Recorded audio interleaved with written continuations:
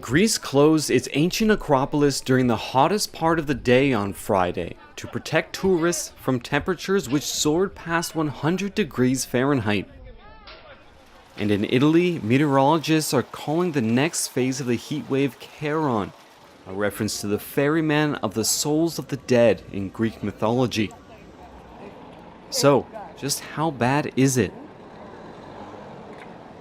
The European Space Agency, whose satellites monitor land and sea temperatures, warned that Italy, Spain, France, Germany, and Poland all face extreme conditions. Temperatures could break Europe's current record, 119 degrees Fahrenheit, recorded in Sicily in August 2021.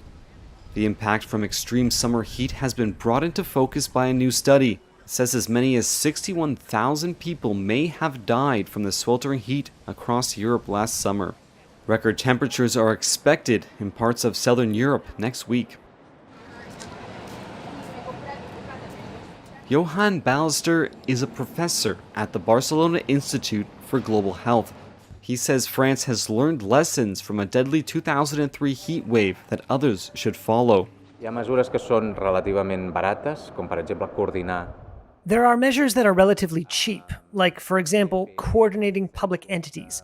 Also, doing a census of vulnerable populations and coordinating them through public services can be relatively cheap.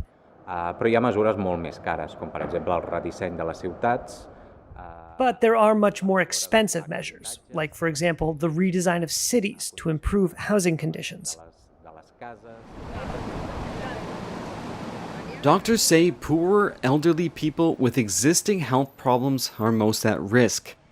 Angel Abad is from the Office of Sustainable Development at Madrid's La Paz Hospital.